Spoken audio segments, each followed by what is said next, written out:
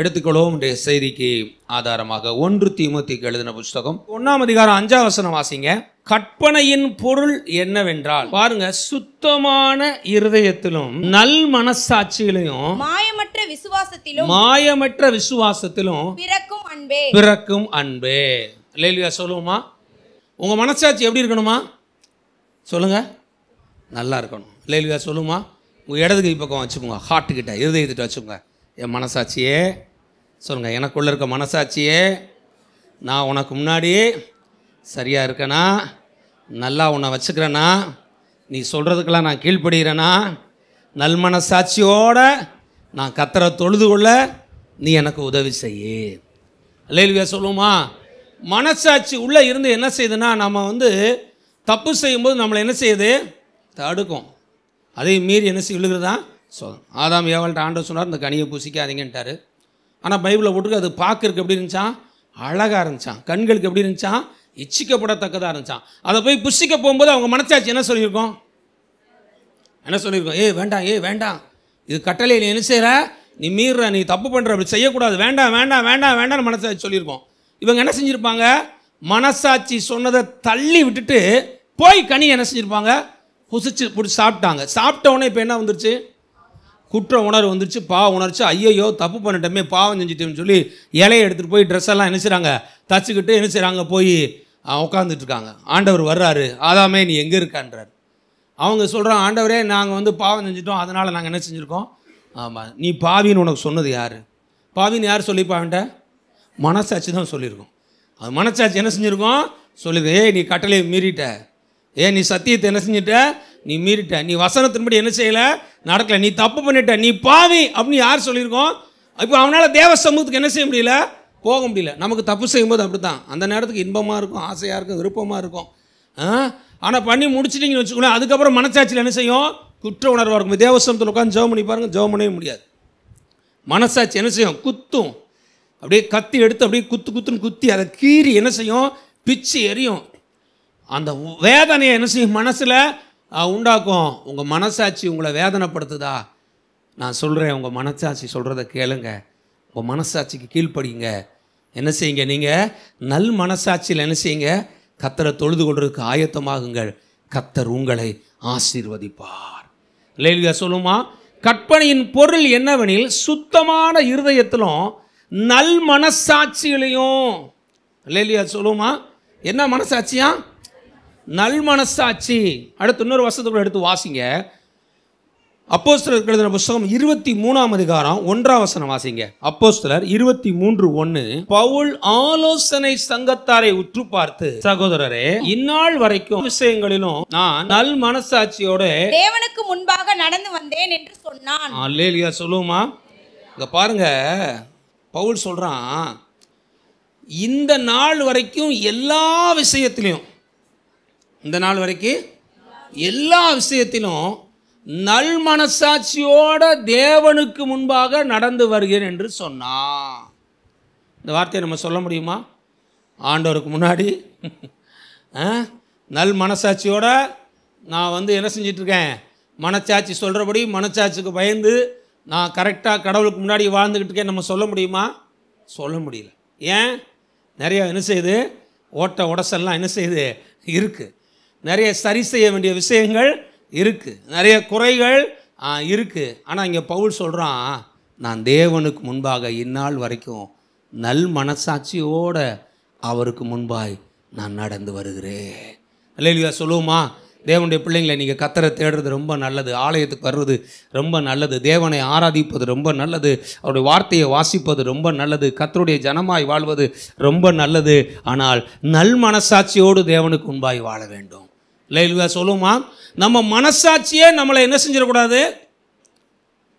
நியாயம் தீர்த்திடக்கூடாது. நம்ம மனசாட்சியே நம்மளை நியாயம் தீர்த்துச்சுன்னா தேவன் நம்மளை நியாயம் தீர்ப்பது அதிக நிச்சயமாக. நீ பரலோகம் போவையா போக மாட்டியா அப்படிங்கிறத யார் நியாயம் தீர்க்கிறதா? உங்கள் மனசாட்சி என்ன செய்யும்? நியாயம் தீர்க்கும், நீங்கள் போவீங்களா போக மாட்டீங்களா அப்படின்னு சொல்லி. அப்போ வசனம் சொல்லுறது, நாம் கர்த்தரை எப்படி தேடணுமா? நல் மனசாட்சியோட தேவனுக்கு முன்பாக நாம் கர்த்தரை தொழுது கொள்ள வேண்டும். அல்லேலூயா சொல்லுவோமா? அல்லேலூயா. அப்போஸ்தலர் 24:16. இதனால் நான் தேவனுக்கும் மனுஷருக்கும் முன்பாக எப்பொழுதும் குற்றமற்ற மனசாட்சியை உடையவனாய் இருக்க பிரயாசப்படுகிறேன். ஒரு சிலர் சொல்லுவாங்க, நான் ஆண்டவருக்கு முன்னாடி நான் எப்படி இருக்கேன், பர்ஃபெக்டாக இருக்கேன், யார் என்னை பற்றி என்ன சொன்னாலும் எனக்கு கவலை இல்லை அப்படின்னு சொல்லுவாங்க. ஆனால் இங்கே பவுல் சொல்கிறான், தேவனுக்கு முன்னாடியும் மனுஷனுக்கு முன்னாடியும் நான் எப்படி இருக்கணுமா, குற்றமற்ற மனசாட்சி உடையவனாக நான் இருக்க பிரயாசப்படுகிறேன். அல்லேலூயா சொல்லுவோமா? தேவனுக்கு முன்னாடி நம்முடைய மனசாட்சி எப்படி இருக்கணுமா, குற்றமற்றதாக இருப்பதாக. என்ன செய்யக்கூடாது, குற்றம் இருக்கக்கூடாது. ஒருத்தவங்க வந்து, அங்கே பாஸ்டர் நான் வந்து ஜெபம் பண்ணுறேன், எத்தனை முறை ஜெபம் பண்ணாலும் இந்த பாவ சிந்தனை, நான் செஞ்ச தப்புக்குரிய அந்த பாவத்தின் எண்ணம் என்னை வந்துக்கிட்டே இருக்குது, என்னால் அதை முற்றிலுமாக மாற்றவே முடியல, அந்த குற்ற உணர்ச்சி என்னை வந்து வாட்டி வதச்சிக்கிட்டு இருக்கு அப்படின்னு பேசுகிறார். அப்படின்னா என்ன அர்த்தம்? செஞ்ச தவறு என்ன செய்யுது, மனசுக்குள்ள என்ன செய்யுது, குற்ற உணர்ச்சியை உண்டாக்குது. அந்த குற்ற உணர்ச்சி என்ன செய்யுது, மனசுக்குள்ள வாதிக்குது. ஐயோ இப்படி செஞ்சுட்டேனே, இப்படி பண்ணிட்டேனேன்னு சொல்லி அந்த குற்ற மனசாட்சியிலேருந்து வெளியே என்ன செய்ய முடியல, வர முடியல. அதுக்கு முன்னாடி தேவனுக்கு முன்பாக கம்பீரமாக இருந்த நபர், நல்லா பாடி துதிச்சு ஆராதிக்கிற நபர், இன்னைக்கு தேவனுக்கு முன்னாடி கூனி குறுகிறான். அவனால் என்ன செய்ய முடியல, விடுதலையா எங்கள் அப்பா அப்படிங்கிற அந்த கம்பீரத்தை அவனால் என்ன செய்ய முடியல, செய்ய முடியல. கம்பீரமாக தேவனுக்கு முன்னாடி போக முடியல, கம்பீரமாக போய் தேவனை ஆராதிக்க முடியல. ஏன்னா குற்ற மனச்சாட்சி அவன் மனசு என்ன செய்யுது, வாதிக்குது. பவுல் சொல்கிறான், குற்றமற்ற மனசாட்சி உடையவனாக இருக்க பிரயாசப்படுகிறேன். அல்லேலூயா சொல்லுவோமா? அப்படின்னா என்ன அர்த்தம்? எல்லாருக்குள்ள என்ன இருக்குது, குற்றம் இருக்குது, குறைகள் இருக்குது, தவறு இருக்குது. ஆனால் நான் என்ன செய்கிறேன், பிரயாசப்படுறேன்னு அர்த்தம், முயற்சி செய்கிறேன். ஒன்றை செய்கிறதுக்காக நான் மறுபடியும் என்ன செய்கிறேன், ஆயத்தமாகிறேன். எத்தனை முறை விழுந்தாலும் மறுபடியும் நான் எழும்பி சரியாகிறதுக்கு என்ன செய்கிறேன், நான் ஆயத்தமாகிறேன். குற்றமற்ற மனசாட்சி உடையவனாக இருக்க நான் பிரயாசப்படுகிறேன். வலதுகை போய் சொல்லுங்க, ஆவியானவரே உமக்கு முன்பாக, மனிதருக்கு முன்பாக குற்றமற்ற மனசாட்சி உடையவனாக உம்மை ஆராதிக்க, உம்மை தொழுது கொள்ள நான் பிரயாசப்படுகிறேன். எனக்கு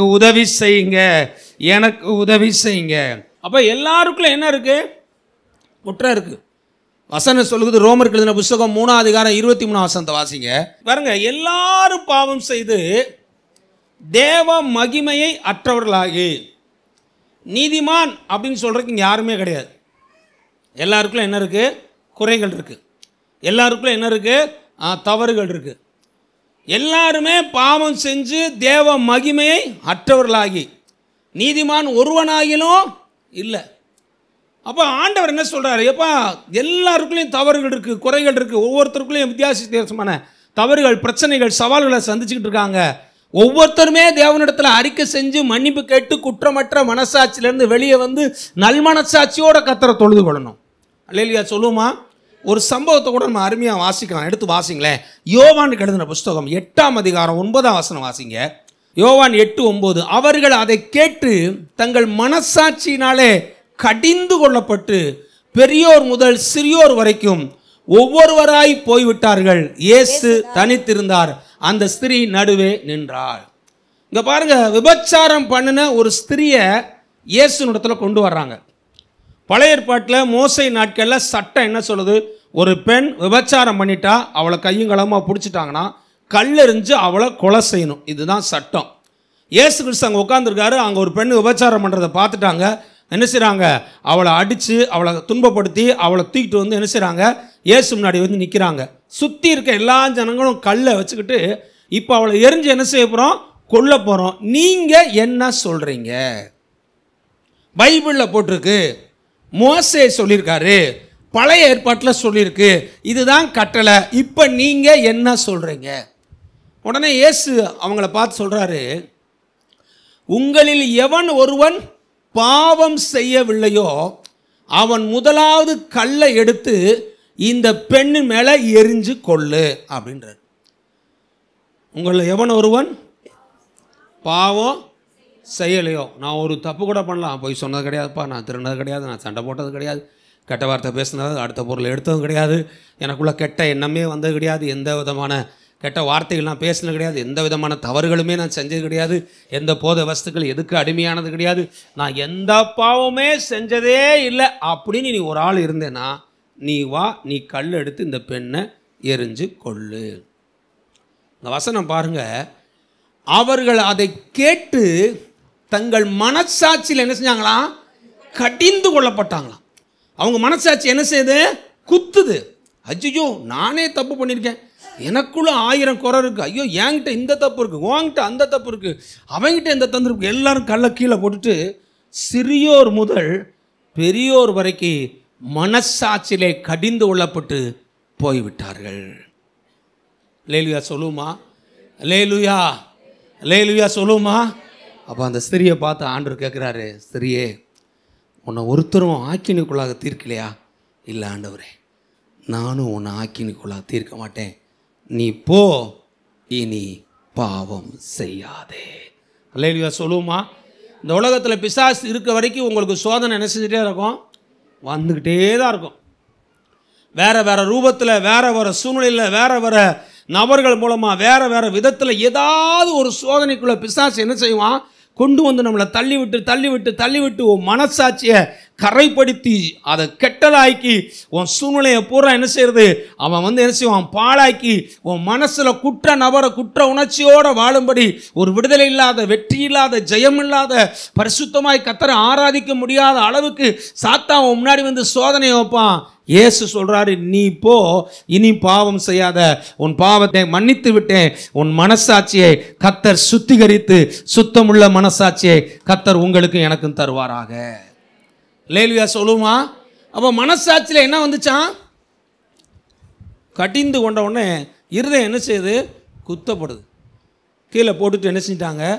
அத்தனை பேர் என்ன செய்கிறாங்க? வெளியே போகிறாங்க. ரோமர்கள் எழுதின புத்தகம் 2ஆம் அதிகாரம் 15ஆம் வசனத்தை வாசிங்க. அவர்களுடைய மனசாட்சி கூட சாட்சி இடுகிறதுனாலும் குற்றம் உண்டு குற்றம் இல்லை என்று அவருடைய சிந்தனைகளை ஒன்றை ஒன்று தீர்க்கிறதுனாலும், நாம் ஒரு காரியத்தை செய்யும்போது அது சரியா தவறான்னு முதல்ல நமக்கு சொல்கிறது யாரு? நம்ம மனசாட்சி தான் சொல்லும். ஒரு ஆள்கிட்ட காசு வாங்கியிருப்பீங்க, வாங்கிட்டு நான் வாங்கலையே அப்படின்னு சொன்னால் அவங்க என்ன சொல்லுவாங்க? ஏய் உனக்கெல்லாம் மனசாட்சி இருக்காடா அப்படிம்பாங்க. அவன் சொல்லுவான், மனசாட்சியாவது மண்ணாங்கட்டியாதா போமா. இல்லையா? ஏன் அப்படி கேட்குறாங்க? உனக்கு மனசாட்சியாக இருக்கான்னு என்ன அர்த்தம்? நான் உன்ட்ட எழுதி வாங்கலை, நான் கொடுத்ததை யாருமே என்ன செய்யலை, பார்க்கல. ஆனால் யாருக்கு தெரியும்? உன் மனசாட்சிக்கு தெரியும்ல, உன் மனசாட்சிக்கு தெரியும்ல, உன் மனசாட்சி உன்ட்ட பேசும்ல. இங்கே வசனம் சொல்கிறது, குற்றம் இருக்குது குற்றம் இல்லை, இது சரி இது தவறுன்னு எது நம்மகிட்ட பேசுதான்? மனசாட்சி பேசுமா. இந்த மனசாட்சி பார்த்தோன்னா ரொம்ப மென்மையானதுங்க, ரொம்ப சாஃப்டானது. இது என்ன செய்யணும்? நம்ம தப்பு செய்யும்போது சொல்லணும், நோ நோ நோ அப்படிங்கும். செஞ்சுட்டோம்னு வச்சுக்கோங்களேன், செஞ்சு முடித்த பிறகு ரொம்ப சோகமாக இருக்கும், ரொம்ப வருத்தப்படும், ரொம்ப வேதனைப்படும். அந்த மனசாட்சி நம்மகிட்ட என்ன எதிர்பார்க்குறது தெரியுமா? நீ தேவன்கிட்ட போய் பேசு, தேவனிடத்தில் போய் அறிக்கை செய்ய, நீ மறுபடியும் சரியாயிரு, நீ சரியாயிட்டேன்னா நான் உனக்குள்ள எப்படி இருப்பேன்? சந்தோஷமாக இருப்பேன் அப்படின்னு மனசாட்சி சொல்லுது. நம்ம வந்து அதை மனசாட்சி சொல்கிறத கேட்கல, அதை தள்ளி விட்டுட்டோன்னு வச்சுக்கோங்களேன், அது கொஞ்சம் கொஞ்சமாக இருந்து ஒரு நாள் ஆச்சுன்னா மனசாட்சி செத்து போயிடுமா. மனசாட்சி என்ன செஞ்சிடும்? செத்து போயிடும். மனசாட்சி செத்து போச்சுன்னா என்ன ஆயிரும் அப்படின்னா, நீ என்ன தப்புனாலும் உன்னை வந்து யாருமே வந்து இது சரி தவறுன்னு சொல்கிறதுக்கு உள்ள என்ன கிடையாது, ஆள் கிடையாது. ஆனால் மனசாட்சி உயிரோடு இருந்துச்சுன்னா அது உன்கிட்ட பேசிக்கிட்டு இருக்கோம், இது சரி இது தவறுன்னு. எப்பயாவது ஒரு தவறு செய்கிறீங்க, தவறு செஞ்சு முடித்தவொடனே உங்கள் மனசில் ஒரு வேதனை உண்டாகுதா, ஒரு வருத்தம் உண்டாகுதா, அதை நினச்சி நீங்கள் ஃபீல் பண்ணுறீங்களா? ஐயோ இது சரியாக தவறு இப்படி பண்ணிட்டோமே, இப்படி செஞ்சுருக்கக்கூடாதே அப்படின்னு என்ன உனக்கு வந்துச்சா? அப்படின்னா என்ன அர்த்தம் தெரியுமா? உங்களுக்குள்ள மனசாட்சி கொஞ்சம் உசுரோடு இருக்குன்னு அர்த்தம். அல்லேலூயா சொல்லுமா? அப்படிலாம் எனக்கு ஒன்றுமே வரலையே, நான் பாட்டுக்கு எப்பயும் போல தான் இருக்கேன், எனக்கு ஒன்றுமே தோணலையே அப்படின்னா என்ன அர்த்தம்னா, மனசாட்சியை குழியை தோண்டி என்ன செஞ்சிட்ட? புதைச்சி அடக்க ஆராதனை பண்ணிட்டேன்னு அர்த்தம். அல்லேலூயா சொல்லுமா? பாஸ்டர் மனசாட்சி அவ்வளோ முக்கியமா? ஆமாங்க, அவ்வளோ முக்கியங்க.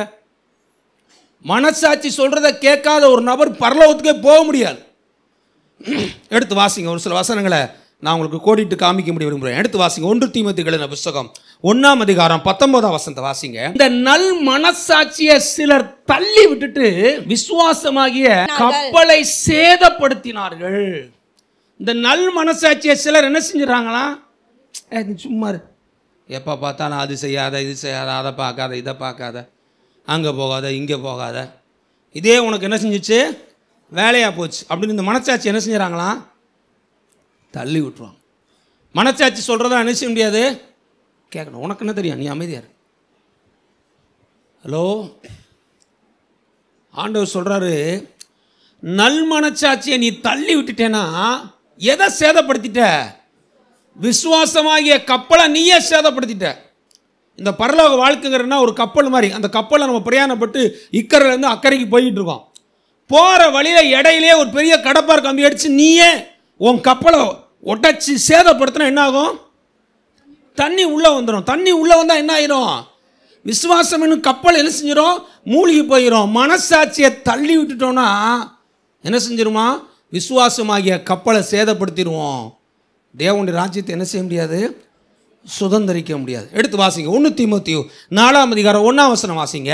ஆவியானவர் வெளிப்படையாய் சொல்லுகிறபடி பிற்காலங்களிலே மனசாட்சியில் சூடுண்ட, பாருங்க, பிற்காலங்களிலே மனசாட்சியில் சூடுண்ட பொய்யருடைய மாயத்தினாலே சில வஞ்சிக்கிற ஆவிகளுக்கும் பிசாசுகளின் உபதேசங்களுக்கும் செவி கொடுத்து விசுவாசத்தை விட்டு விலகி போவார்கள்.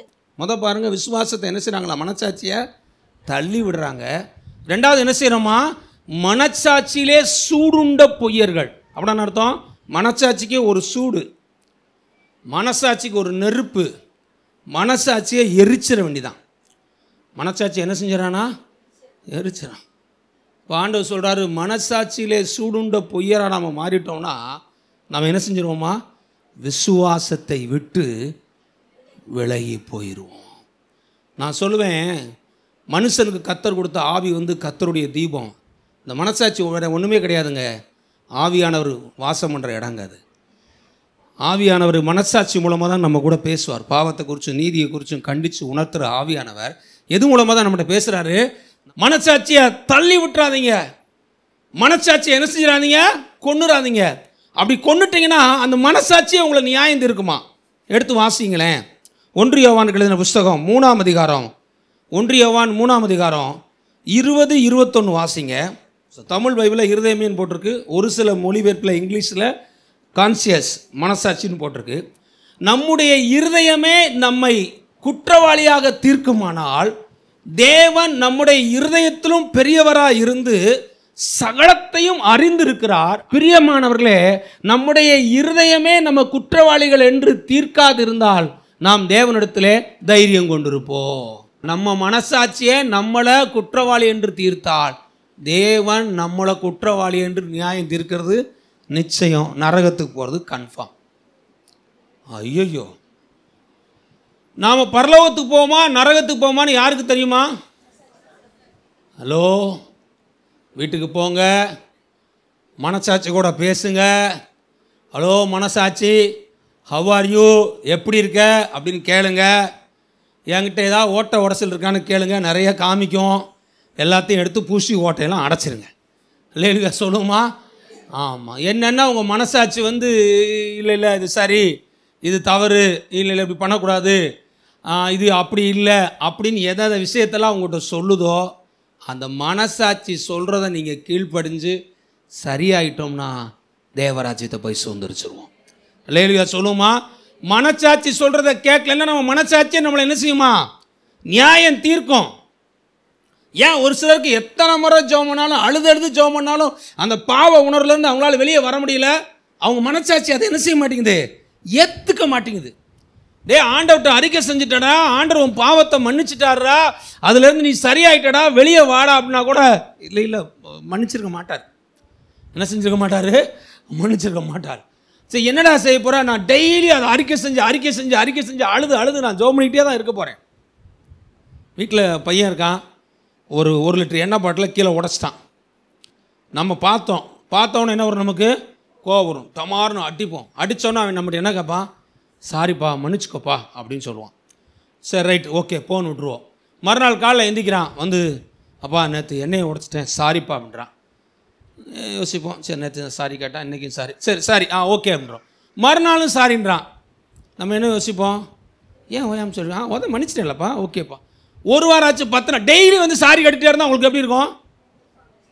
கோவம் வந்துட்டு, நீ போடா, நீ சாரி கேட்குறக்காக உன்னை அடித்து கொண்டு உண்டா அப்படின்ற மாதிரி ஆயிரும். நானும் பார்த்துட்டே இருக்கேன், எத்தனை முறை தான் சொல்லிக்கிட்டே இருப்பா. இல்லையா?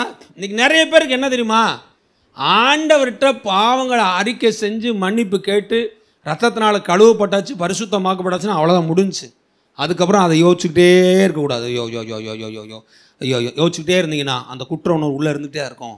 தேவனிடத்தில் அறிக்கை செஞ்சு மன்னிப்பு கேட்டுட்டு, ஆண்டவரே என்னை மன்னிச்சிருங்க, நீ தவறு செய்யாதபடி என்னை பாதுகாத்துக்கோன்னு சொல்லி நீங்கள் தேவனிடத்தில் ஜெபம் பண்ணிட்டீங்கன்னா கர்த்தர் உங்களை மன்னிச்சு ரத்தத்தினால் கழுவி பரிசுத்தமாக்கி உங்கள் மனசாட்சியை சுத்திகரித்து உங்கள் மனசாட்சியை ரத்தத்தினால் கழுவி பரிசுத்தமாக்கிடுவார்.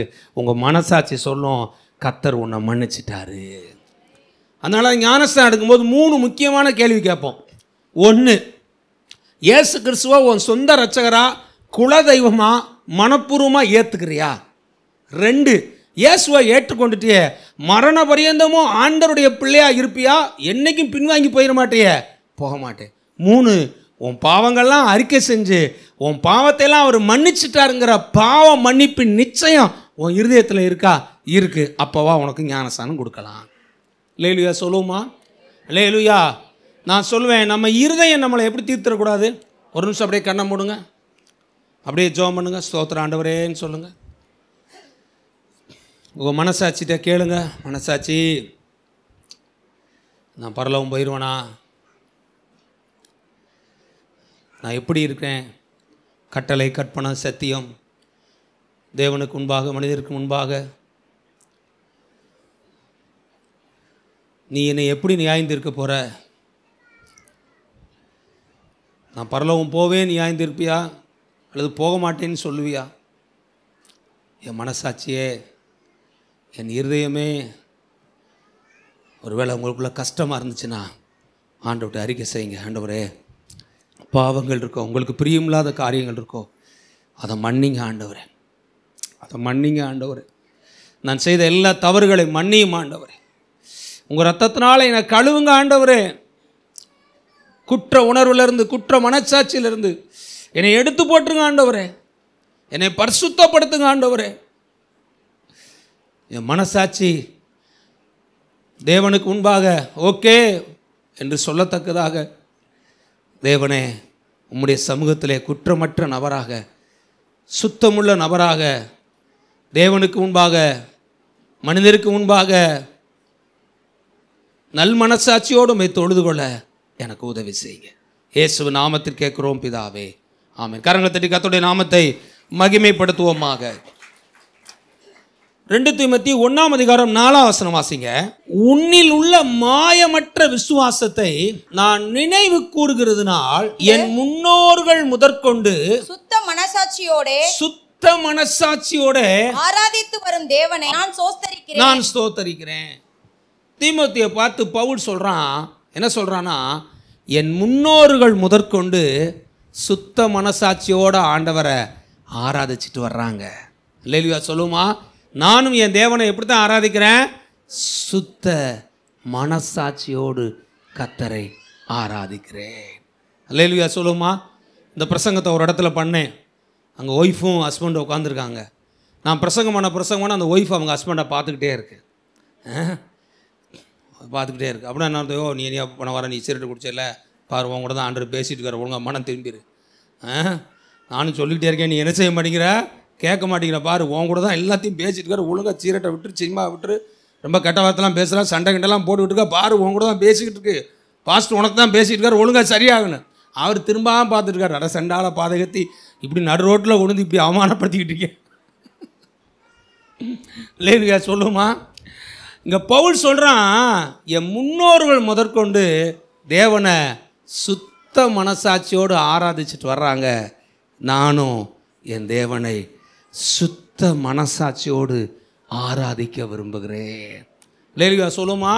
ஆராதனை செய்கிறது நல்லது, கர்த்தரை தொழுது கொள்வது நல்லது. எப்படினாலும் வாழ்ந்துட்டு என்னனாலும் பண்ணிட்டு கர்த்தரை ஆராதிக்கலாம் முடியாது. ஆனால் சோதனை என்ன செய்யும்? வரும். பிசாசு என்ன செய்வான்? முன்ட்டு வருவான். ஞாயிற்றுக்கிழமை சர்ச்சு கிளம்பணுமப்போ அப்போ தான் வீட்டில் சண்டையே வரும். அவ்வளோதான், பொண்டாட்டி விட்டுட்டு புருஷன் வந்து போமணி அங்கே இருமா, நான் வரேன் சர்ச்சுக்கு இங்கே வந்துடும். சோதனை வரும், எல்லாம் ஜெயிப்போம். இல்லையா சொல்லுவோமா? எல்லார் வாழ்க்கையில் என்ன செஞ்சுருக்கு? சோதனை வந்திருக்கு. சர்ச்சு கிளம்போது தான் சண்டையே வரும். ஆமாம், சண்டை போட்டுக்கிட்டே தான் எங்கே வருவாங்க? சர்ச்சுக்கு வருவோம். அப்போ கஷ்டமாக இருக்கும் உள்ளே உட்காரும்போது. இதெல்லாம் வருங்க, இதெல்லாம் என்ன செய்யும்? வரும். கத்தரை தேடுற பிள்ளைங்க விஷயத்தில் தான் ஒரு சில நேரம் நம்மளை அறியாமலே பொய் சொல்கிற மாதிரி சூழ்நிலை வரும்.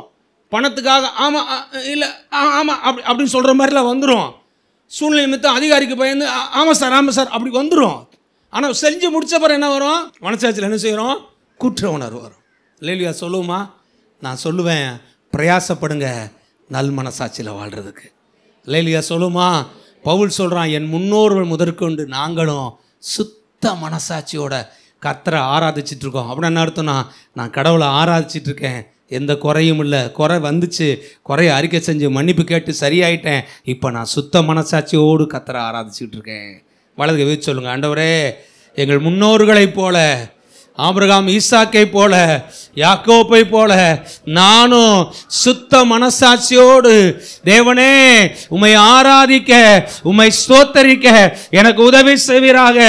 சுத்த மனசாட்சியோடு நான் உம்மை தொழுது கொள்வேன். அல்லேலூயா சொல்லுமா? ரோமர்கள் எழுதின புஸ்தகம் 9 அதிகாரம் 2 வசனம் வாசிங்க. நான் சொல்கிறது பொய்யல்ல, கிறிஸ்துவுக்குள் உண்மையை சொல்கிறேன் என்று பரிசுத்த ஆவிக்குள் என் மனசாட்சியும் எனக்கு சாட்சியாய் இருக்கிறது. லேலுயா சொல்லுமா? நீங்கள் பேசுறது பொய்யா அல்லது உண்மையான யாருக்கு தெரியும்? பரிசுத்த ஆவிக்கும் தெரியும், மனசாட்சிக்கும் தெரியும். லேலுயா சொல்லுமா? ஆமாம், ஒரு சில பார்த்தோன்னா அப்படியே கலராக போய் பேசிகிட்டு இருப்பான். எங்கள் ஊரில் ஒருத்தர் இருக்கார், ஒரு பேரே புழுகாண்டி. என்ன பேர்? புழுகாண்டி. ஏன் புழுகாண்டினா மஞ்சள் கலரு, பச்சை கலரு, கருப்பு கலரு, ஒவ்வொரு முறையும் போய் அப்படி அப்படியா இப்படியான்ருவாங்க. நம்மளும் நம்பிடுவோம், கடைசியிலே பார்த்தா புஷுன்னு போய்கிட்டே இருக்கோம். இங்கே சொல்கிறான், பவுல் சொல்கிறான், டே என் மனச்சாட்சிப்படி நான் பேசுகிறேன், நான் பொய் சொல்லப்பா அப்படின்றான். லேலுயா சொல்லுமா? கர்த்தருடைய பிள்ளைங்க நாம் எப்படி இருக்கணும்? மனசாட்சியில் பொய் பேசாதவர்களாக இருக்க வேண்டும். லேலுயா சொல்லுமா? நரகத்துக்கு போகிறவங்க லிஸ்ட் இருக்குது. அந்த லிஸ்ட்டில் ஒரு லிஸ்ட்டு யார் தெரியுமா? பொய்யர்கள் யாவரும் 2ஆம் மரணமாகிய அக்கினியும் கந்தம் எரிகிற நரகத்தில் தள்ளப்படுவார்கள். நான் சொல்லுவேன், நம்ம நரகத்துக்கு போகாமல் நம்மளை காப்பாற்றுறதே யார் தான்? 24 மணி நேரம் யார் தான்? நம்ம மனசாட்சி தான். நம்ம மனசாட்சி தான் உள்ளே இருந்து டப்பு டப்பு டப்பு டப்பு டப்புன்னு அடித்து சொல்லிடும். ஒரு சிலர் பேசும்போதே ரொம்ப சிரிப்பாங்க, அதிலே கண்டுபிடிச்சேன், இல்லை பொய் தானே சொல்கிறேன், உனக்கு தெரியும், நடிக்காத அப்படின்ட்டு. மனிதர்களுக்காக, அதிகாரத்துக்காக பல சூழ்நிலையில் என்ன செய்யும்? பொய் பேசக்கூடிய சூழ்நிலை என்ன செய்யும்? வரும். ஆனால் நம்ம என்ன செய்யணும்? பொய் பேசாமல் முடிஞ்ச அளவுக்கு உண்மையை பேசி கொஞ்சத்தில் உண்மையாக இருங்க. கர்த்தர் உங்களை அநேகத்தில் அதிபதியாக மாற்றிடுவார். லேலுயா சொல்லுமா? அப்போ பவுல் சொல்கிறான், என் மனச்சாட்சியின்படி நான் சொல்லுகிறேன், நான் சொல்லுகிறது பொய்யல்ல, கிறிஸ்துவுக்குள் உண்மையை சொல்லுகிறேன். பரிசுத்த ஆவிக்கு என் மனச்சாட்சிக்கு என்ன செய்கிறேன்? நான் உண்மையை பேசுகிறேன், நான் பொய் பேசலைன்னு சொல்கிறான். லேலுயா சொல்லுமா? உங்கள் மனைவிட்ட கேட்டால் தெரியும் நீங்கள் பொய் பேசுகிற ஆளா பொய் பேசாத ஆளான்னு. வந்துச்சு பாருங்க, அமேன் வருது பாருங்க. எங்கெங்க வந்துட்டு இருக்கேன்? பழங்கானத்தை வந்துட்டு இருக்கேன், நான் வந்துட்டு இருப்பேன், அங்கே கோரிப்பாளையம் வந்துக்கிட்டு இருப்பேன். ஏன்னா எங்கள் வீட்டில் ஒரு ரூல்ஸ் சட்டம் இருக்குது. என்ன சட்டம்னா, எத்தனை மணிக்கு ஊழியத்துக்கு போனாலும் 10 மணிக்கு வீட்டுக்குள்ளே இருக்கணும். கல்யாணம் முடித்த புதுசில் தெரியாமல் அந்த சட்டத்துக்கு ஒத்துக்கிட்டேன். அந்த சட்டத்தை உடைக்கவே முடியல. எங்கள் வீட்டம்மா பார்த்தீங்கன்னா 10 மணி வரைக்கும் போனே பண்ணாது. என்னையா சாப்பிட்டியா, வந்தியா, எங்கே இருக்க, என்ன செய்கிற, ஏது செய்கிற, எப்போ வருவா, எதுவுமே கேட்காது. போலீஸ்கார் மாதிரி கரெக்டாக 10 மணி வரைக்கும் போனை வச்சுட்டேன். 10 மணி என்ன கரெக்டாக போன் அடிக்கும். அடிச்சாட்டா ஆளா போலீஸுமே. ஒரு சில கூட வருவாங்க, போலீஸா, போலீஸே உங்களுக்கு போன், போலீஸ்னா பொண்டாட்டியா, நீ வேற வையா, பயப்படாதே. அது போன் அடிச்சு, எங்கே இருக்கீங்க அப்படிங்க, செத்தாண்டா எதிரி, இந்த பழங்கானத்தை வந்துட்டேம்மா அப்படின்னு. நான் இருப்பேன் கோரிப்பாளத்தில் இருப்பேன். ஏன்? பயம், ஐயோ திட்டுமே, என்ன பண்ணுறது. அப்போ நான் சொல்லுவேன், நம்ம பயத்துக்காகவோ திட்டுக்காகவோ வேறு எந்துக்காகவோ நாம் பொய் பேசக்கூடாது. இல்லையா சொல்லுமா? எங்கே வந்துட்டீங்க? இந்த வந்துட்டேம்மா, இந்த வந்துட்டேன், எப்போ தான் வரும்? ஏன் போனை வச்சுட்டு நீ தூங்குமா, நான் வந்து பேசாமல் பக்கத்தில் படுத்துக்கிறேன், தூங்குமா, அமைதியாக இருமா, கூல் டவுன். நம்ம ஆளுகளால் என்ன செய்ய முடியாது? பொறுக்கவே முடியாது. அடிச்சு ஆமாங்க, அங்கேருந்து வரும்போது அவன் வண்டியில் யார் முடியாது மோதிடணும். மோதி ஒன்று அவன் கை காலை உடஞ்சோ வரணும், அல்லது எவனா ஒருத்தனை போட்டுடணும். சரிம்மா ஸ்டேஷனில் இருக்கேன், வாமா, அங்கே ஒருத்தங்க கையை உடச்சிட்டேம்மா, வந்து கழுத்தில் இருக்க செயினை கழட்டி ஒரு 20,000 குடும்பம் சொன்னா தான் அமைதியாக இருக்கும். ஐயோப்பா ஃபோன் பண்ணது இவ்வளோ பிரச்சனையாக ஆகி போச்சான்னு வர்றேன்னு சொன்னால் என்னமோ போலீஸ் ஏதோ குற்றவாளியை மாட்டிக்கிட்ட மாதிரி அடித்து கொள்வது. அப்புறம் என்ன செய்கிறது, பொய் தான் பேசுகிறான். ஆனால் அதுக்கும் போய் பேசக்கூடாது. அல்லேலூயா சொல்லுவோமா? அல்லேலூயா சொல்லுவோமா? நாம் பிரயாசப்படுவோம். இங்கே பவுல் சொல்கிறான், நான் கிறிஸ்துவுக்குள்ளே சொல்கிறேன், பரிசுத்த ஆவிக்குள்ளாக என் மனசாட்சிக்குள்ளே சொல்கிறேன், நான் பொய் பேசுகிறது இல்லை. அல்லேலூயா சொல்லுவோமா? இன்னொரு வசனத்தை கூட நான் வாசிப்போம். ரோமர் 13:5. ஆகையால் நீங்கள் கோபாக்கினி நிமித்தம் மாத்திரமல்ல மனசாட்சி நிமித்தமும் கீழ்ப்படிய வேண்டும். பாருங்க, உங்களுக்கு கோபாக்கினை கிடைக்க போதே அப்படிங்கிறதுக்காக மாத்திரம் இல்லை, மனசாட்சியே எது சரி எது தவறு என்கிட்ட பேசிக்கிட்டே இரு, நான் கீழ்ப்படிஞ்சிடுறேன்.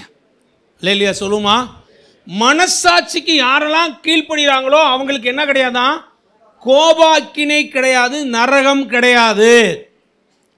மனசாட்சியை கீழ்ப்படியாம மனசாட்சியை கொள்ளுகிறவர்கள், மனசாட்சியை கழுத்தை பிடிக்கிறவர்கள், மனசாட்சியின் வாயை அடைக்கிறோம்னா நமக்கு என்ன இருக்கான்? ஐயோ, உங்களுக்குள்ள மனசாட்சி உயிரோட இருக்கா? மனசாட்சி உள்ள கிரியை செஞ்சுக்கிட்டு இருக்கா? ஏதாவது பேசுதா? ஒரு அம்மா வந்துச்சு, சார் நானும் சர்ச்சுக்கு வந்துக்கிட்டே இருக்கேன், என்ன ஆண்டவர் ஒன்றும் பேசின மாதிரியே தெரியல அப்படின்ச்சு. அப்போ நினச்சேன், அந்த அம்மா என்ன நினச்சிட்டு இருக்கு, டபார்னு வீட்டுக்குள்ளே ஏசுனார் வரணும், ஏஞ்சல் மாதிரி வந்து வந்து மகளே கற்பகம் இயேசு உன்னோடு நான் பேசுகிறேன் கேள் அப்படின்னு சொல்லணும் போல. நான் சொன்னேன், எம்மா 1 மணி நேரமாக ஏசுனார் தான் உன்ட்ட பேசிகிட்டு இருக்காருன்னு. அப்படியா சார்? என்ன அப்படியா சாரா? என்னம்மா பைபிள் இருக்க ஒவ்வொரு வசனமாக எடுத்து உன்ட்ட சொல்லிகிட்டு இருக்கேன், இது பூரா கடவுளுடைய வார்த்தையம்மா, ஊழியக்காரர் எடுத்து உனக்கு விளக்கம் சொல்கிறேன், உனக்கு புரியலாம. ஓ இப்படி தான். அப்புறம் என்ன நினச்சி ராத்திரியில் வந்துடுவார் இருந்துச்சு, உனக்கு தூதன் மாதிரி வந்து வீடு முழுக்க பிரகாசமாக அவன்கிட்ட பேசுவேன். ஆமாம் சார். என்ன ஆமாம் சார்? நீ உட்காந்து முதல் பைபிள் படித்தாமல் நான் படிக்கவே இல்லை சார், கொண்டு தான் சார், என்ன கொண்டு வரேன் கொண்டு போகிறேன். இதுன்னா என்னது மந்திர புஸ்தகமாக அந்த வீட்டு புஸ்தகம் வீட்டில் வச்சுருந்தா தலைக்கு வச்சு படுப்பேன். ஒரு சில சொல்லுவாங்க, பைபிளை நான் தலைக்கு வச்சு படித்து என்னையா பண்ண போகிறேன், உட்காந்து படிக்கிறியா நீயே? அதை சுத்தமாக தொடச்சி துணியெல்லாம் வச்சு பீரோக்குள்ள வச்சு பூட்டி வச்சுறேன். பீரோக்குள்ள பூட்டி வச்சு என்னையா பண்ண போகிறேன்? அடுத்த வாரம் எடுக்கணும்ல, பைபிள் பழசாயிடுச்சுன்னா புதுசு வாங்கணும்ல. ஆடப்பா, இதை படித்தா தானே கர்த்தர் உங்க கூட பேசுவார். அல்லேலூயா சொல்லுவோமா? அல்லேலூயா. இங்கே வசனம் சொல்லுறது மனசாட்சிக்கு கீழ்ப்படியணுமா? மனசாட்சிக்கு என்ன செய்யணுமா? நீங்கள் மனசாட்சிக்கு கீழ்ப்படிஞ்சினா தான் நான் சொல்லுவேன், உங்களுக்கு ரட்சிப்பின் சந்தோஷம் நல்லா இருக்கும். நீங்கள் மனசாட்சிக்கு கீழ்ப்படிஞ்சினா தான் விடுதலையோட கர்த்தரை ஆராதிக்க முடியும். நீங்கள் மனசாட்சிக்கு கீழ்ப்படிஞ்சினா தான் தேவனுடைய ஆவி அபிஷேகம் உங்கள் மேலே இறங்கிறத நீங்கள் பார்க்க முடியும். நீங்கள் மனசாட்சிக்கு கீழ்ப்படிஞ்சிட்டிங்கன்னா தேவன் உங்களை மறுபடியும் சரி செய்து உங்கள் வாழ்வை கர்த்தர் உயர்த்துவார். அல்லேலூயா சொல்லுமா? இங்கே சொல்கிறான், உனக்கு கோபாக்கினை வரக்கூடாது, கோபாக்கினைக்கு நீங்கள் போயிடக்கூடாதுன்னா மனசாட்சிக்கு நீ என்ன செய்ய? கீழ்ப்படுகிற நபராயிரு. 1 தீமோத்தேயு 1:18. குமாரனாகிய தீமோத்தேயுவே, உன்னை குறித்து முன் உண்டாக தீர்க்க தரிசனங்களின்படியே நீ அவைகளை முன்னிட்டு நல்ல போராட்டம் பண்ணும்படி இந்த கட்டளையை உனக்கு ஒப்புவிக்கிறேன். நீ விசுவாசமும் நல் மனசாட்சியும் உடையவனாயிரு. நீ விசுவாசமும் நல் மனசாட்சி உடையவனாயிரு. இல்லையா சொல்லுமா? ஒரு தலைமை போதகர் ஒரு உதவி ஊழியனுக்கு எழுதுறாரு. தீமோத்தேயு யாருன்னா பவுலோட உதவி ஊழியர். அந்த உதவி ஊழியரை பார்த்து எழுதுறாரு, அப்பா நீ விசுவாசமும் எப்படி இரு? நல் மனசாட்சி உடையவனா இரு. இல்லையா சொல்லுமா?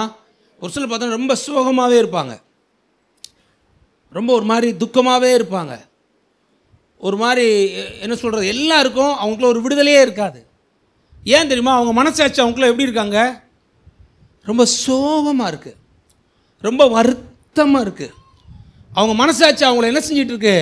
கசைக்கு பிழிஞ்சுக்கிட்டு இருக்கு. அவங்களால என்ன செய்ய முடியல? அதிலிருந்து வெளியே வரணும், நல்ல விடுதலையாக நான் எல்லாரும் மாதிரி இருக்கணும் அப்படின்னு நினைக்கிறாங்க. அவங்களால என்ன செய்ய முடியல. நான் சொல்லுவேன், இந்த மனசாட்சி இருக்க உறவை சரிப்படுத்தி பாருங்க, மனசாட்சி உங்கள் மேலே சந்தோஷத்தை அப்படியே பொங்கி தள்ளும். அல்லேலூயா சொல்லுமா? அல்லேலூயா. இங்கே பவுல் சொல்கிறான், நீ விசுவாசமும் நல் மனசாட்சி உடையவனாக இருப்பா. எப்படின்னு? விசுவாசமும் நல் மனசாட்சி உடையவனா இரு. நல்ல மனசாட்சி உள்ள மனுஷியா நீ மாறி உன் மனசாட்சியின்படி நீ கர்த்தரை தொழுது கொள்ள ஆரம்பிச்சிட்டேன்னா அவ்வளோதான், நீ சிறப்பாக வருவ, நீ வெற்றியாக வருவ, நீ ஜெயமாக வருவ, கர்த்தர் உனக்கு உதவி செய்வார். அல்லேலூயா சொல்லுமா? எடுத்து வாசிப்பீங்க. எபிரேயர் 9:14 வாசிங்க. நித்திய ஆவியினாலே தம்மைத்தாமே பழுதற்ற பலியாக தேவனுக்கு ஒப்பு கொடுத்த கிறிஸ்துனுடைய இரத்தம் ஜீவனுள்ள தேவனுக்கு ஊழியம் செய்வதற்கு உங்கள் மனசாட்சியை செத்த கிரியையை கலர சுத்திகரிப்பதுக்கு எவ்வளவு நிச்சயம். அல்லேலூயா சொல்லுமா? இங்க ஆண்டவர் சொல்றாரு, உன் பாவங்களை நீ அறிக்கை செஞ்சேன்னா உன் மனசாட்சியை ஆண்டவர் என்ன செய்வாராம்? செத்த கிரியைகளை கலர உன்னை சுத்திகரிப்பாராம். அல்லேலூயா சொல்லுவோமா? எது சுத்திகரிக்கப்படணுமா? மனசாட்சி சுத்திகரிக்கப்படணுமாங்க. அல்லேலூயா சொல்லுவோமா? மனசாட்சி என்ன செய்யணுமா? சுத்திகரிக்கப்படணுமா. இந்த மனசாட்சி எப்படி கடவுள் ஒவ்வொரு மனுஷங்களும் வச்சுக்காரு தெரியுமா? நல்லதை பண்ணால் சந்தோஷமாக இருக்கும், அது கெட்டது பண்ணால் ஏற்றுக்காது. ஸ்ட்ரெயிட் ஃபார்வர்டு மனசாட்சி. என்னது? Straight forward. அதெல்லாம் ஏற்றுக்காது, கண்டுக்காத, அதெல்லாம் ஒன்றும் மனசாட்சியே இதெல்லாமே பார்த்துட்டு இருந்தால் எப்படி வாழ்கிறது, அதெல்லாம் பெருசுப்படுத்தாத, என்ன சும்மா சும்மா இப்படியே பண்ணிக்கிட்டு இருக்க அப்படிலாம் சொல்ல முடியாது. அல்லேலூயா. மனச்சாட்சி 100% எப்படி தான் இருக்கும்? ஸ்ட்ரைட் ஃபார்வர்டு தான். ஆண்டவர் சொல்கிறாரு, உன் மனசாட்சியை இயேசுவின் ரத்தத்தினால் சுத்திகரிச்சிட்டேன்னா நீ தேவனுக்கு ஊழியம் செய்ய தகுதியாக மாறுவேன். அல்லேலூயா சொல்லுமா? தேவனுடைய பிள்ளையே, ஆண்டவர் சொல்கிறாரு, குற்றமுள்ள மனசாட்சியோட அல்ல, செத்த கிரியைகள் மனசாட்சி அல்ல, விசுவாசத்தை தள்ளிவிட்ட மனசாட்சி அல்ல, மனச்சாட்சியை சூடுண்ட பொய்யனாக அல்ல, மனச்சாட்சியை கொலை செய்கிறவனாக அல்ல, சுத்திகரிக்கிற நபராய் நாம் மாற வேண்டும். அல்லேலூயா சொல்லுமா? ஆண்டவர் சொல்கிறார், என்னுடைய ரத்தத்தினால உன் மனசாட்சி என்ன செய்ய? சுத்திகரி. உன் மனசாட்சி என்ன செய்ய? பரிசுத்தப்படுத்து. உன் மனசாட்சியை சரி பண்ணி மறுபடியும் தேவனுக்கும் உனக்கும் உன் மனசாட்சிக்கும் சரியாக நீ மாறி இனி சரியாக இருக்க போகிறேன். நீ முயற்சி பண்ணிப்பாரு, கர்த்தர் நிச்சயம் உனக்கு உதவி செய்வார். அல்லேலூயா சொல்லுவோமா? இன்னும் ஒரே ஒரு வசனம் வாசிச்சிருவோம். அதே எபிரேயர் எழுதின புஸ்தகம் 10ஆம் அதிகாரம் 2ஆம் வசனம் வாசிங்க. எபிரேயர் 10:2. பூரணப்படுத்துமானால் ஆராதனை செய்கிறவர்கள் ஒரு தரம் சுத்தமாக்கப்பட்ட பின்பு பாருங்க, இன்னும் பாவங்கள் உண்டு என்றும் உணர்த்தும் மனசாட்சி அவர்களுக்கு இல்லாதிருப்பதனால். அல்லேலூயா. ரட்சிக்கப்பட்டாச்சு, ஞானஸ்நானம் எடுத்தாச்சு, ஆண்டவருக்குள்ள வந்தாச்சு, மறுபடியும் பாவம் செய்கிறோம். மறுபடியும் பாவம் செய்யும்போது மனசாட்சி நம்மளை என்ன செய்யணுமா? உணர்த்தணும். அப்படி மனசாட்சி உங்களை உணர்த்தலைன்னு வச்சுக்கோங்களேன், உனக்கு என்ன பலி செலுத்தினாலும் உன் பாவம் என்ன செய்யப்பட முடியாது? மன்னிக்கப்பட முடியாது. இல்லையா சொல்லுமா? ஏன் மனசாட்சி உள்ள உணர்த்த மாட்டேங்குது? வீட்டம்மா சொல்லிகிட்டே இருக்கோம், வீட்டுக்காரர் குடிச்சிக்கிட்டே இருப்பார், எங்கே குடிக்காதீங்க குடிக்காதீங்க, 1 வருஷம் 2 வருஷம் 3 வருஷம் 4 வருஷம் முடிவு பண்ணிடும். இந்த சனியை என்ன செய்ய முடியாது? திருத்தவே முடியாது. கூடி மகனே குடிச்சிட்டு இருக்க வரைக்கும் போகிற வரைக்கும் போனால் என்ன செய்ய வேண்டியதான்? அன்றைக்கி ஒரு நாளைக்கு அழுதுக்கிற வேண்டியதான் விட்டுரும். நான் ரட்சிக்கப்படும் போது எனக்கு 27 வயசு. எங்கள் அப்பா 27 வருஷமாக குடிச்சிக்கிட்டு இருக்காரு. எங்கள் அம்மா பயங்கர விசுவாசி. சர்ச்சில் பைபிள் வசனம் சொல்ல முடியாது, சொல்லங்களே எடுத்து வாசிக்கும். புலி பைபிள் எங்கள் அம்மா. அப்போ நான் கேட்டேன், என்னம்மா பைபிளில் பெரிய புலியாக இருக்க, இன்னும் உங்கள் வீட்டுக்காரர் உங்களால் திருத்த முடியாது? 27 வருஷமாக குடிச்சிக்கிட்டு இருக்காருண்ணே. டேய், அவர் ஏடிஎம்கே செயலாளர், எம்ஜிஆர் கட்சிக்காரரா, என்ன சொன்னாலும் இருந்தாலும் கேட்க மாட்டேங்கிறாரா. பகல் பூரா சரி சரிண்டா, ராத்திரி வந்து குடிச்சிட்டு கண்ணே மணின்னு படுத்துக்கிறார். நான் என்னடா பண்ண முடியும்? 27 வருஷமாக ஜெபம் பண்ணுறாங்க எங்கள் அம்மா. எத்தனை வருஷம் ஜெபம் பண்ணியிருக்காங்க? மனம் திரும்பலை, என்ன செய்யலை. அதனால் என்னம்மா செஞ்சேன்? விட்டுட்டேன், தண்ணியை தொளிச்சு விட்டேன். கழுதை என்னத்தையா பண்ணி தரேன். எங்க இதை பண்ணாதீங்க பண்ணாதீங்க பண்ணாதீங்க பண்ணாதீங்க பண்ணாதீங்க பண்ணாதீங்க. சரி ரைட், போய் தொலை, என்னம்மா பண்ணி தொலை. குடிகாரங்க கூட எப்படி வாழ்கிறாங்க சொல்லுங்கள்? யாராவது குடிச்சிட்டு உங்கள் பக்கத்தில் வந்தால் எப்படி இருக்கு சொல்லுங்கள்? வாந்திக்கு வர்ற மாதிரி இருக்கும். சீரட்டு சுமலை பாருங்கள், அவங்க கூட எப்படி குடும்பம் நடத்துறது சொல்லுங்கள்? எப்படி குடும்பம் நடத்துறது? எப்படி குடும்பம் நடத்துகிறாங்க உலகத்தில் சொல்லுங்கள்? என்ன ஆச்சு? போராடி போராடி பார்த்தாங்க, விட்டாங்க. இது மாதிரி தான் மனசாட்சி. நீங்கள் தப்பு பண்ணும்போது சொல்லிக்கிட்டே இருக்கோம், வேண்டாம், இதை பண்ணாத, அதை பண்ணாத, அது தப்பு, இது தப்பு, இல்லை நீ சரியில்லை சரியில்லை, வேண்டாம் வேண்டாம் வேண்டாம் வேண்டாம். மனசாட்சி சொல்லும். நம்மளை அறியாமல் மனசாட்சியை நம்ம வந்து மாறி மாறி மாறி குழி தோண்டி புதைச்சி அதை சொல்கிறத கேட்காம போய் அற்பமாக இனி அதை மீறி மீறி மீறி செஞ்சுக்கிட்டே போனோம்னு வச்சுக்கோங்களேன், ஒரு ஸ்டேஜ் வரும்போது இந்த மனசாட்சி என்ன செஞ்சிருமா? என்ன செஞ்சிடும்? அவ்வளோதான், செத்து போயிடும். மனசாட்சி என்ன செஞ்சிடும்? செத்து போயிடும். அப்படியே அமைதி ஆயிரும். அதுக்கப்புறம் என்ன செய்யாதான்? உங்கள் கூட பேசாது, உங்களை கண்டிக்காது, உங்களை உணர்த்தாது. என்ன செய்யாது? உணர்த்தாது. ஏன் தெரியுமா? இனி உன்னை திருத்தருக்கு இன்னொரு பலியே இல்லை, நீ நரகத்துக்கு போக வேண்டி கன்ஃபார்ம் தான் அப்படின்னு அமைதி ஆயிருமா. நான் சொல்வேன், உங்களுடைய கண்டிஷன் எப்படி இருக்குது? ஒரு தப்பு சொன்னால் மனசாட்சி உங்களை குற்றப்படுத்துதா, அல்லது ஒன்றுமே செய்யலையா? நான் என்ன பண்ணாலும் ஒன்றுமே என்கிட்ட பேசவே இல்லையே மனசாட்சி, நான் பாட்டுக்கு இருக்கேன், ஒன்றும் எனக்கு தெரியலையே அப்படின்னா உங்கள் மனசாட்சி டெஸ்ட் பண்ணி பாருங்கள். அது சூடுண்ட பொய்யராய் மாறி அதை சூடு போட்டு கொண்டுட்டீங்களா, அது கீழ்ப்படியாமல் போயிட்டீங்களா, அல்லது அதை தள்ளி விட்டுட்டீங்களா? உங்கள் மனசாட்சியில் தேவனுக்கு முன்பாக எப்படி நீங்கள் இருக்கீங்க? நீங்களும் நானும் மனசாட்சியிலே சுத்திகரிக்கப்பட்டு தேவனுக்கு முன்பாக சரியாக கர்த்தரை ஆராதிக்க வேண்டும். கடைசி வசனம் எபிரேயர் 13:18 வாசிங்க. எங்களுக்காக வேண்டிக் கொள்ளுங்கள், நாங்கள் நல் மனசாட்சி உள்ளவர்களாய் எல்லாவற்றிலும் யோக்கியமாய் நடக்க விரும்புகிறோம் என்று நிச்சயத்திருக்கிறோம். மனசுக்குள்ள ஒரு நிச்சயம் பண்ணிட்டான், ஒரு முடிவு பண்ணிட்டான். என்ன முடிவு பண்ணிட்டான்? இனிமே நான் நல் மனசாட்சி உடையவனா இருப்பேன். அல்லேலூயா சொல்லுமா? பக்கத்தில் கையை பிடிச்சி சொல்லுங்க. பக்கத்தில் கை பிடிச்ச நீங்கள் நல் மனசாட்சி உடையவங்களா இருக்குன்னு சொல்லுங்க. உங்கள் மனச்சாட்சியின்படி வாழுங்கன்னு சொல்லுங்க. உங்கள் மனச்சாட்சி சொல்றதெல்லாம் கேளுங்கன்னு சொல்லுங்க. உங்கள் மனச்சாட்சிக்கு நீ கீழ்ப்படிங்கன்னு சொல்லுங்க. அல்லேலூயா சொல்லுமா? இங்கே பாருங்க, பவுல் சொல்கிறான், நான் இன்னைக்கு ஒரு முடிவு பண்ணிட்டேன், நிச்சயம் பண்ணிட்டேன். என்ன நிச்சயம் பண்ணிட்டேன்னா, நல் மனசாட்சி உடையவனாய் எல்லாவற்றிலும் யோக்கியமாய் நடக்க விரும்புகிறேன். எழுந்து நிற்போம், கண்களை மூடி ஜெபம் செய்வோமா. சுத்த மனசாட்சியோடு கர்த்தாவே உம்மை தொழுது கொள்ள எனக்கு உதவி செய்யும். நல் மனசாட்சியோடு உம்மை தொழுது கொள்ள எனக்கு உதவி செய்யுங்க. குற்றமற்ற மனசாட்சியோடு உம்மை தொழுது கொள்ள எனக்கு உதவி செய்யுங்க. செம்மையான மனசாட்சியோடு உம்மை தொழுது கொள்ள எனக்கு உதவி செய்யுங்க. ஆண்டு மனசாட்சிக்கு கீழ்ப்படியணும்னு சொல்லியிருக்கீங்க. மனசாட்சியை தள்ளி விட்டுறக்கூடாது. மனசாட்சியை சூடுண்ட பொய்யனாய் மாத்தி விடக்கூடாது. உன் மனசாட்சியே உன்னை நியாயம் தீர்த்தா தேவன் உன்னை நியாயம் தீர்ப்பது அதிக நிச்சயம் அல்லவா? தேவனுடைய பிள்ளை, உன்னுடைய வாழ்க்கை தேவனுக்கு முன்பாக எப்படி இருக்கு? உன்கிட்ட குறை இருக்குன்னு நினைச்சேன்னா ஆண்டவர்கிட்ட அறிக்கை செய்யுங்க. ஆண்டவரே, உங்களுக்கு பிரியமில்லாத எந்த ஒரு காரியத்தை செஞ்சிருந்தாலும் என்னை மன்னிச்சிருங்க ஆண்டவரே. சோதனைகளை நான் விழுந்திருந்தா மன்னிச்சிருங்க ஆண்டவரே. உங்கள் பார்வையிலே நான் பொல்லாப்பானதை செய்திருந்தால் மன்னிச்சிருங்க ஆண்டவரே. என் வாயின் வார்த்தையினால, என் பார்வையினால, என் எண்ணங்களினால, என் செயல்களால, என் சரீரத்தினால அன்று எந்த ஒரு தவறுகள் செய்திருந்தாலும் என்னை மன்னிப்பீராக. உங்க ரத்தத்தினால என்னை கழுவி என்னை பரிசுத்தப்படுத்துங்க. என் மனசாட்சி என்னை சரியான பாதையில வழிநடத்த ஆவியானவரே உதவி செய்யுங்க. சொல்லுங்க, என் மனசாட்சியே எது சரி எது தவறுன்னு என் கூட உணர்த்து. என் மனசாட்சியே என் கூட பேசு. என் மனசாட்சியே தேவனுக்கு முன்பாக நல் மனசாட்சியோடு அவரை தொழுது கொள்ள எனக்கு உதவி செய். பவுல் சொன்னா, நான் நல் மனசாட்சியோடு தேவனை பின்பற்றும்படி நிச்சயத்திருக்கிறேன். வலதுகை வேற்றி ஜெபம் பண்ணுங்க. ஆண்டவரே, ஆண்டவரே, நான் இன்னைக்கு என் இருதயத்தை ஒப்பு கொடுக்குறேன், என் வாழ்க்கையை ஒப்பு கொடுக்குறேன் ஆண்டவர். கடந்த நாட்கள் நான் எப்படியோ இருந்துட்டேன், என்னை மன்னிச்சிருங்க ஆண்டவர். என்னை சரிப்படுத்துங்க ஆண்டவர், என்னை சரிப்படுத்துங்க ஆண்டவர், என்னை சரிப்படுத்துங்க ஆண்டவர். நான் உங்களுக்காக வாழ விரும்புகிறேன், உங்களை நேசிக்க விரும்புகிறேன். உங்க பிரசனை எனக்கு வேணும், உங்க அபிஷேகம் எனக்கு வேணும், உங்க வரங்கள் வல்லமை எனக்கு வேணும். நீங்க என் கூட பேசணும், நீங்க என்ன வழி நடத்தணும். நீங்க இல்லைன்னா ஒண்ணுமே இல்லை ஆண்டவரே, அழிஞ்சு போயிடுவேன், காணாம போயிடுவேன். எல்லாமே நீங்க தானா ஆண்டவரே.